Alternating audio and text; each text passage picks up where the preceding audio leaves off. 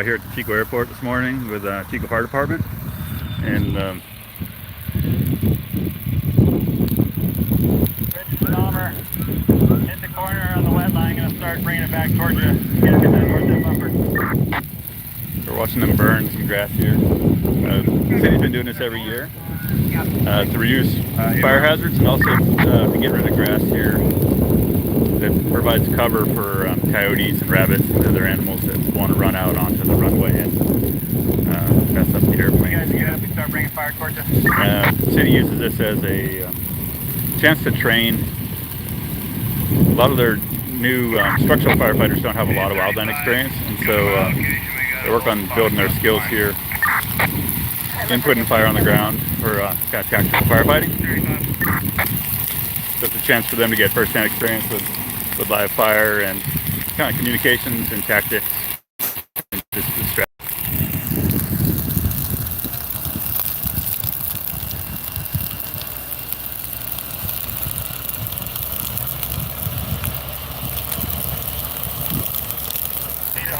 Right here, they're going to put down what's called a wet line. So they're just going to wet the grass out ahead of the guy who's firing, and then they'll fire off of that. The wet line will keep the fire from spreading, and the firing they're putting down will blacken the area. So it's a way of creating a quick fire line. Traffic accident unknown details. Milton Green Boulevard. 20th Street. Cross 3W 20th Street. Engine 44.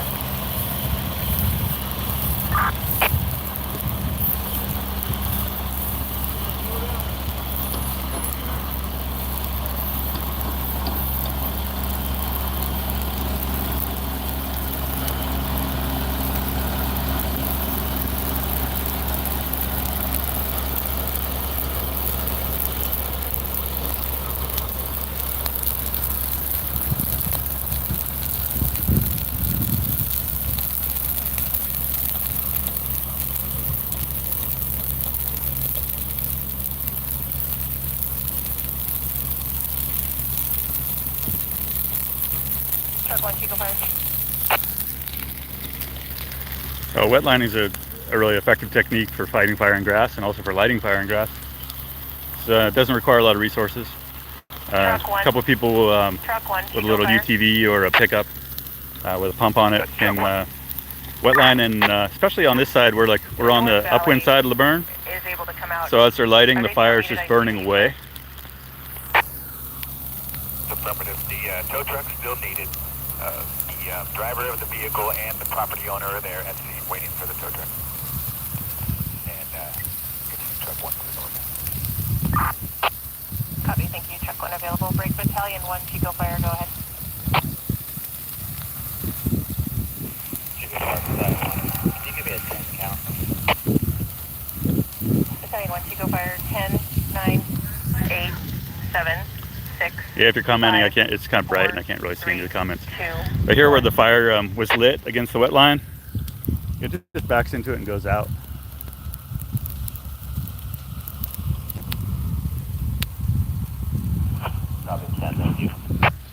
So if we're on a wildfire, if we were on a fire right now, you'd have this black area here now that would act as containment. So we're going to be burning with the city next week as well, Upper Bidwell Park.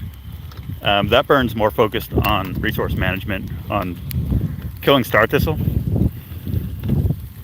Star thistle is not a native plant here in California, and so it's not really adapted to fire. So if you can burn the star thistle before the seeds drop, it kills the seed, and then the seed is pretty tough and it can stay viable for a couple of years. So been burning, you need to burn it about 3 years in a row. So company I work for, Deer Creek, we wrote the burn plan for the city to burn the star thistle in Upper Park, and we've been kind of monitoring. We mapped the star thistle before they started, and now we're continuing to map it after they burn, and it's pretty effective.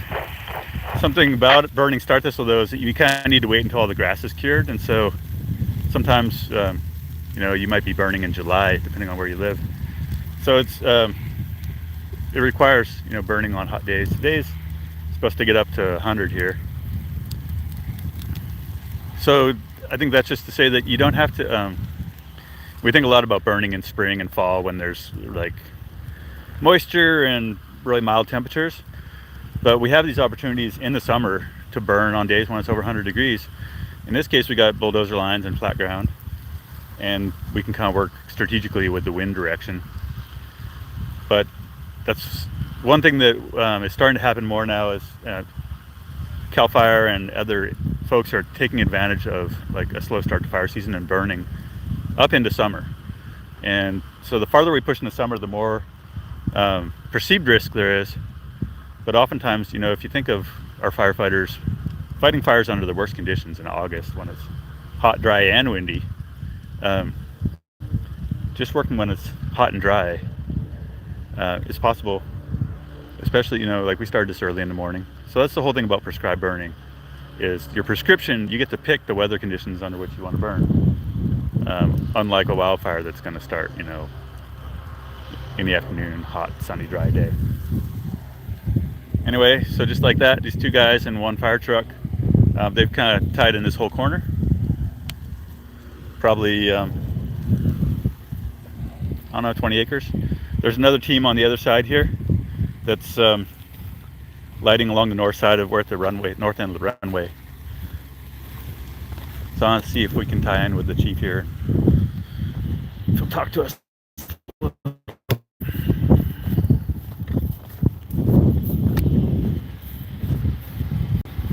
Hey Chief. What's up? You want to be on TV? Sure. All right. I'm here with Mike Watner. He's a battalion chief with City Chico Fire. Can you tell me a little bit like what we're trying to accomplish today and how things are going? Absolutely. So we're out here today to assist the airport with vegetation management, and why they need our help with that is because wildlife make homes in tall grass if you leave the tall grass for the whole year. So we're out here burning grass off so that animals can go make a home somewhere else and make it safer for the aircraft, because coyotes or other things running across the runway makes it a hazard for the people in the planes. So we're assisting with vegetation management, and it's a great opportunity for people to get some time with a drip torch and just work on tactics and strategy, learning about buffering things in, and when we can send head fire and when we should do flanking fire and stuff like that. So it's just a great opportunity all around. All right. This is like the third time you've done it in the last 4 years, right? Yeah. Yep. So tell me a little about what we're going to do next week in Upper Bidwell Park. Yeah, so Upper Bidwell Park, we're going to be up there. We have about 180 acres, I believe, that we want to try to get burned next week. And we're helping the Parks Department with that operation. They have a lot of invasive weeds that aren't native to the park that are out there, and they're hoping to make this the third year that we've burned the star thistle, which is starting to take over parts of the park. 3 years of burning in a row helps to eradicate the seeds and kind of quells the population of that plant, so that's good for them. Plus it also makes a nice big buffer for fires that originate on the north side of Chico if they do burn into Chico on a north wind day. From that aspect of the landscape, got a nice buffer, so that's a good thing. Provide a buffer for Centennial, Canyon Oaks, Cal Park, stuff like that. So Chico Fire. So what's the kind of, say, like the 5-year plan for the city? Are you guys looking at expanding your burning, or like trying to do more on the edges of town? you know what, we would like to do more. We're running into a little bit of a funding issue because there's a lot of prep work that needs to be done, and that prep work obviously costs money, and we're trying to work on a funding stream for that right now. But a lot of the things that we would like to do that are in the burn plan that Deer Creek put together for us require a lot of prep work. So trying to get that figured out, and once we get that prep work done, we'd love to move forward and do more burning. So for you to staff this burn today, are all these guys on overtime? Like, can you use your normal staffing, or do you have to bring in extra people? We bring in extra personnel. We have one on-duty company that's here, and we brought in 6 off-duty personnel, including myself, so a total of 7. All right. We have an obligation to keep the city staffed, so we can't bring in too many companies from town, because we need to obviously run calls in town while we're doing this. So we do use off-duty personnel that get paid overtime. And then you and our firing boss here today, you both go out on incident command teams, right?